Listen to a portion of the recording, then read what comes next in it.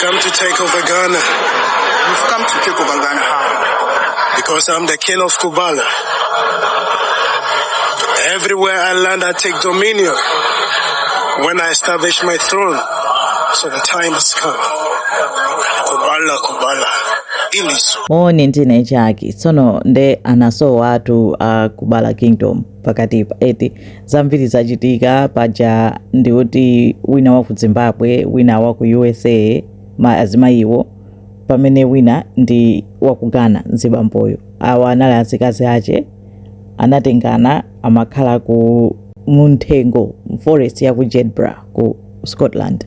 Anapanga decide kuti ndi mzinda wawo, iwo ndi anthu osankhidwa, ma chosen people, auti ma Jacobites, akulanda malo awo.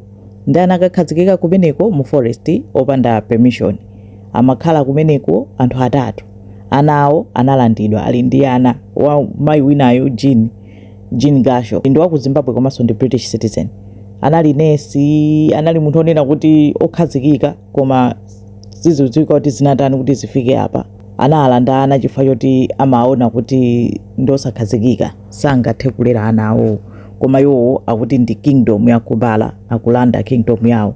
Nde pamalo pomwe amakhala panali pamalo pa ine yache mu forest imo, nde anawathamangisapo chaka chatha. Napanga cover zonsezo kuti anawathamangisa pamene wakuganayo bamboyo Kofi Afe amene ali mfumu yake wakukubala enawo ndi azikazi ake. Iye anapitisidwa ku detention chifukwa analibe mapepala okhalira ku UK, pamene azimayi anango asiyana ali mu flat.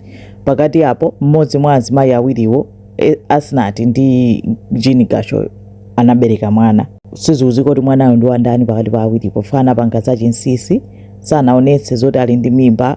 Umayenera kunena ukakhala uli ndi mimba ubereke, uchite register. Sanapange zonsezo, anabereka kaya anaberekera mulumu nkumasunga mwana mpaka na polisi anadziwitsidwa, anakawalanda mwanayo chimodzimodzi mene analandira ana ena.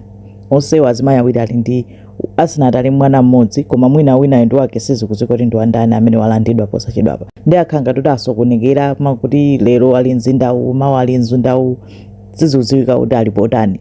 Komano abambowa anali ku detention kumene amayembekezera kuti aone kuti awalola kuti akhale ku UK kapena awabweza kwawo ku Ghana. Ndi apa pano update ndiyonena kuti ampanga deport, wafika ku Ghana.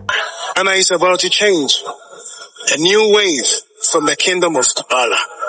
All the police are going to serve me. All the chiefs are going to bow before me.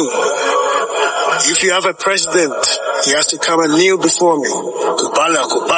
Koma ngakhale wafika ku Ghanako palibe chomwe chasintha zoyankhula zache, akuti akukalanda no Ghana, akukakhazikisa kingdom yake ya ku Kubala, ikukakhala mu Ghana ndipo aliyense amugwadira ndithu. Update ndi imeneyo. Kaya adzitani ku Ghanako, hopefully ali ndi zochita, koma achuka nazo so anthu akuseka kuti zakubala zija zikupitirira mpaka na afika ku Ghana. Ku Ghana kuafika ku Tuesday pa 21 April. Nde update ndi imeneyo, afika auta akakhazikisa. Mwina mungafuna kwa join nawo nangasiya yandikira apono Kubala Kingdom, koma update ndi imeneyo. Kubala zikomo kwambiri. Kubala ilizwe, Kubala ilizwe, Kubala ilizwe, Ziona is here. Kubala ilizwe, Kubala ilizwe, Kubala ilizwe, Ziona is here.